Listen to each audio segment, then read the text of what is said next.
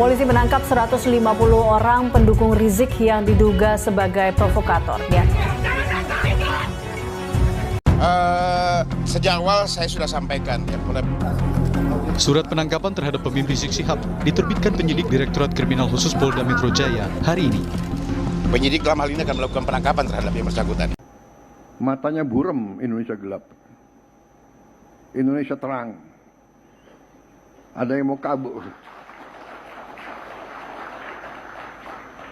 Ada yang mau kabur. Kabur aja. Kok kabur aja ke sana? Mungkin ada yang mau kabur ke Yaman. Silakan. Sekarang ada tambahan malah. Pergi ke Yaman. Dari mana nih kata Yaman keluar, saudara? Ternyata ada sebabnya lagi. Ada Jenderal Baliho yang udah lama nggak dipakai, saudara, udah diparkir. Tahu-tahu kemarin dipanggil ke istana, diangkat menjadi penasehat presiden bidang pertahanan nasional. Dilantik lagi, saudara.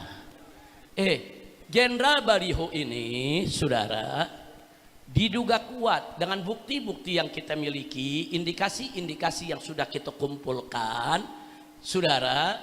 Satu, langsung atau tidak langsung dia terlibat dalam tragedi KM 50.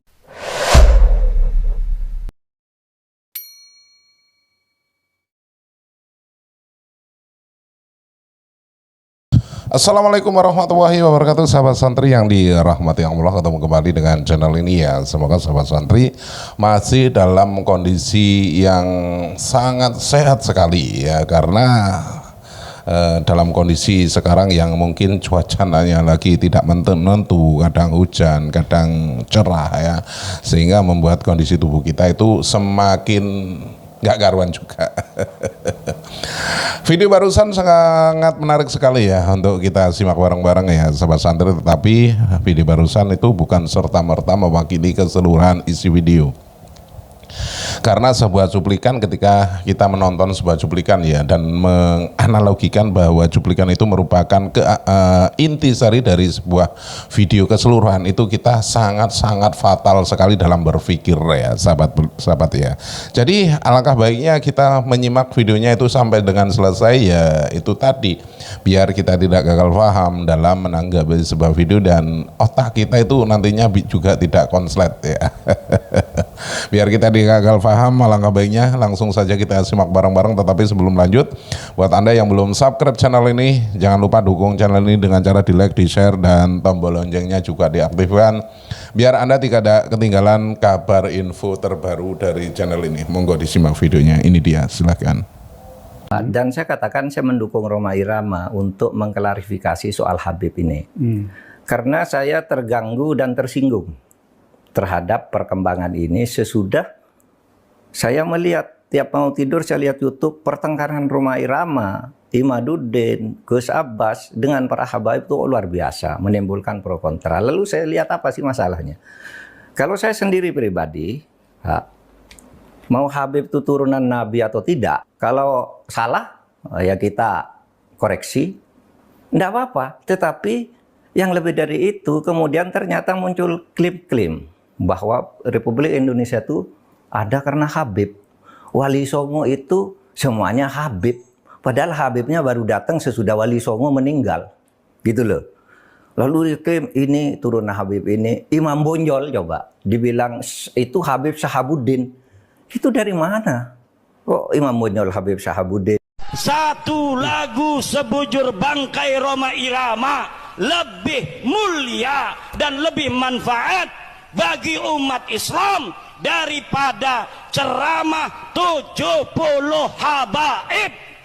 Kita semua sudah pada tahu, apalagi kita ini tahun rendah lahirnya, seperti Bung Rhoma ya, sebagai seorang musisi, seorang penyanyi, seorang bintang film, dan juga seorang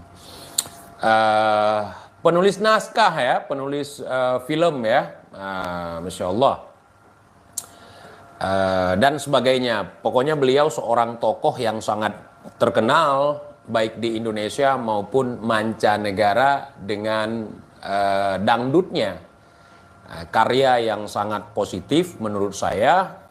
Dengan karya beliau itu banyak menghibur masyarakat, banyak menyadarkan masyarakat, banyak hal yang positif mengajak untuk kebaikan. Habib, Habib meracuni keimanan. Itu salah satu lagu beliau yang sangat terkenal sekali. Ya. Nah, yang satu lagi Habib wali hewan. Wali hewan itu ya beliau kalau katanya sih dakwah ataupun ceramah, beliau dijuluki sebagai singa rang panggung, singa mbek podium, ya. Beliau itu karyanya koar-koar, marah-marah, ngamuk-ngamuk, gedor-gedor pintu rumah orang sama bawa-bawa parang, bawa-bawa pedang. Beliau untuk karirnya baru akan jihad, akan lah pokoknya akan. Beliau pernah menebang pohon pisang, akhirnya beliau kalah. Pohon pisang menyambut bilah pedang beliau, golok beliau, sampai beliau kewalahan. Beliau juga pernah menunjukkan ke kita bagaimana ilmu beliau dalam membaca kitab. Ya'ni fi dzambih minal mu'minin yakhruj.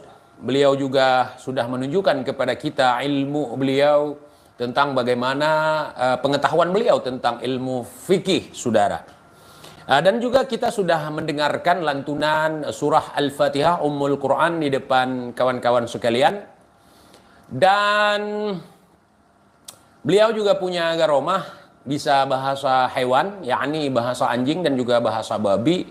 Ketika beliau ke Aceh pernah memamerkan garomah beliau ketika di panggung, anjing, babi, gitu. Artinya beliau bisa ceramah di depan anjing dan di depan babi. Kemudian beliau pernah digigit kobra, kobranya mati. Beliau akan dibunuh katanya, akan. Tapi itu halusinasi beliau. Beliau juga pernah memamerkan bagaimana beliau memanggil singa dengan pus pus pus, singanya datang, pintu mobil, kaca mobil naik, beliau berangkat gitu. Beliau mengaku sebagai cucu Nabi sampai sekarang masih akan jadi cucu Nabi, tapi entah kapan. Beliau juga pernah akan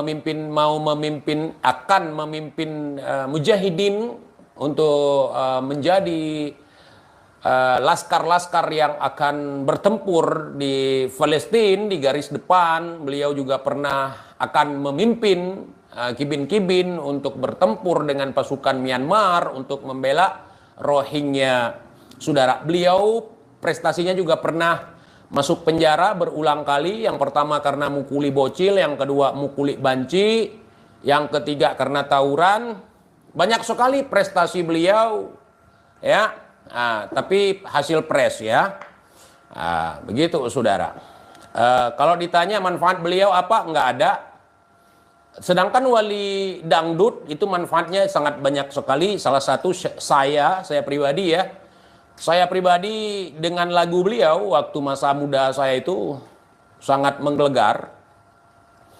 Sangat banyak, terutama yang berjudul, saya nggak tahu judulnya, tapi liriknya begini. Kenapa yang enak-enak itu yang dilarang? Itu. Kenapa berzina itu haram? Makanya saya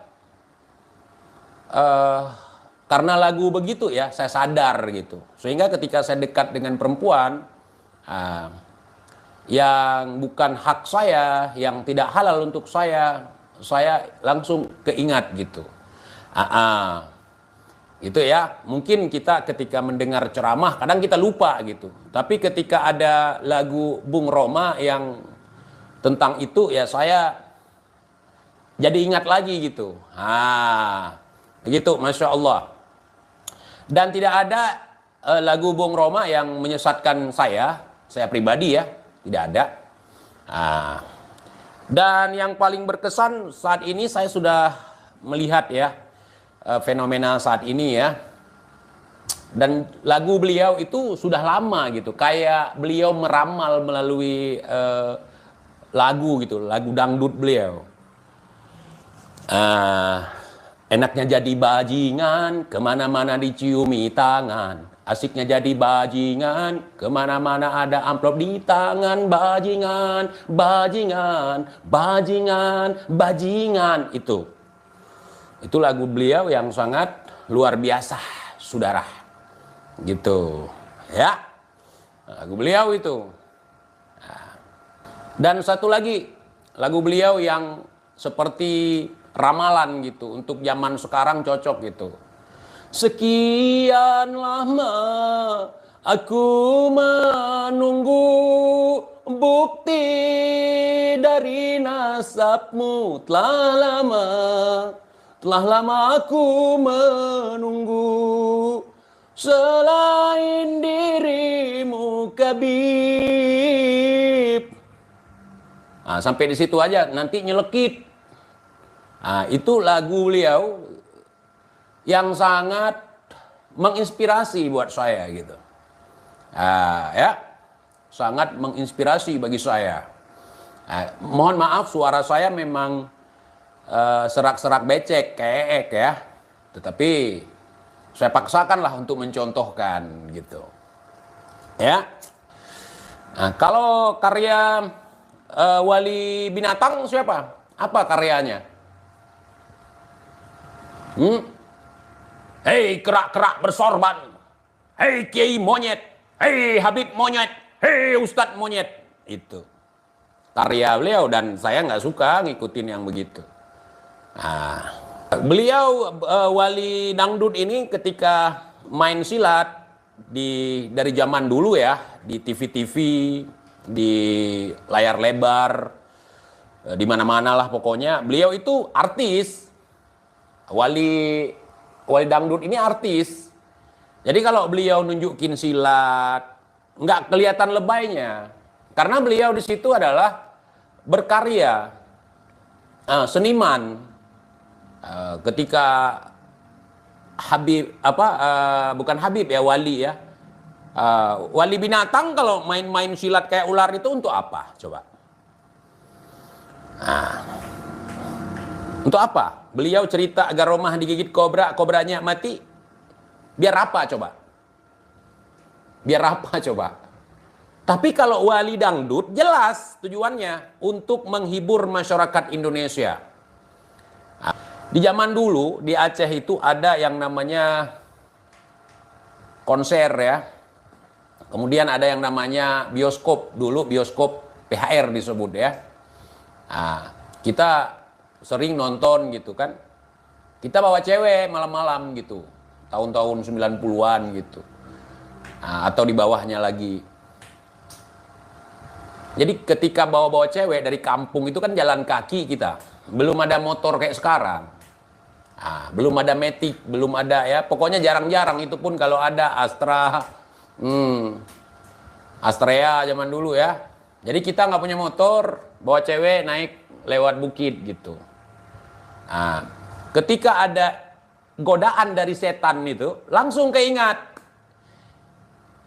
Kenapa berzina itu haram? Karena itu cara binatang. Langsung kita sadar gitu. Jadi lagunya sangat bermanfaat sekali. Betul-betul dakwah gitu, melalui lagunya, melalui filmnya gitu. Gitu ya. Nah, sedangkan Wali Binatang ini nggak bisa disebut Tarzan, saudara. Kalaupun disebut nggak apa-apa karena dongeng ya. Wali Binatang ini ya sama halnya, modelnya kayak binatang gitu. Jadi kalau Wali Dangdut ini sangat menginspirasi. Terlepas daripada Wali Dangdut itu menciptakan lagu yang sangat, menurut saya luar biasa. Ada satu lagu yang saya ingat lagi. Gali gali gali jigong, gali gali gali jigong, jigong digali kasih ke Kibin, si Kibin langsung telan. Gali jigong tutup jigong, gali jigong dapat uang gitu. Itu lagu yang sangat luar biasa, karya daripada Wali Dangdut, saudara. Gali gali gali gali jigong, gali gali gali jigong, jigong digali kasih ke Kibin, si Kibin telan. Gali jigong kasih Kibin, nggak ada uang minta uang. Gali jigong kasih Kibin. Luar biasa. Mudah-mudahan sehat terus untuk Wali Dangdut, diberikan umur yang panjang dan berkah. Mudah-mudahan apa yang antum sampaikan bermanfaat bagi kami. Alhamdulillah. Terlepas dari itu, karya-karya beliau diambil oleh orang, di cover oleh pengamen-pengamen untuk menyambung hidup. Bermanfaat, saudara. Bermanfaat. Karya-karya beliau itu di cover oleh artis-artis yang lain, ya, diambil oleh penyanyi-penyanyi panggung. Bagus, saudara. Ini kalau Wali Binatang kita ambil gaya beliau, yang ada kita serak. Babi, serak. Ya, begitu luar biasa, saudara. Jadi antum jangan serta-merta mengiyakan apa yang saya omongin. Antum kan punya akal, antum cerna. Dan Wali Dangdut ini dari dulu sudah dikenal. Kemudian beliau tidak harus menjual posternya sendiri. Nah, ini poster saya. Kemudian ada beliau misalnya memframing ataupun membranding, ya. Ini foto saya ditempel di rumah supaya berkah rumah antum. Tidak. Dulu anak-anak muda di kampung saya itu, di gubuk-gubuk tempat tinggal kami dulu waktu lajang itu, waktu muda itu di gubuk gitu. Kami beli dengan inisiatif sendiri, beli poster Wali Dangdut gitu. Kesatria bergitar gitu ya. Beda dengan kesatria bergincu. Kesatria bergincu siapa? Itu muncul tahun 2000-an. Kesatria bergincu. Dan beliau ini, Wali Dangdut ini, padahal beliau artis. Tentu artis itu ketika manggung tidak jauh dari yang namanya make up artis. Jadi beliau itu walaupun artis, bibirnya tidak norak kayak Wali Binatang, saudara. Kemudian beliau itu tidak narsis. Walaupun beliau ngartis, tapi tidak narsis. Kalau kesatria bibir merah atau kesatria berjigong, nggak ada manfaatnya. Cerita datuknya. Jadi nebeng sama datuknya yang tidak jelas supaya dapat panggung. Sementara Wali Dangdut beliau berkarya. Dari karyanya beliau dikenal di seluruh Indonesia, saudara. Kira-kira bermanfaat mana? Bermanfaat Wali Dangdut atau wali hewan, saudara? Wali binatang, saudara? Yang digigit kobra, kobranya mati. Manfaatnya apa?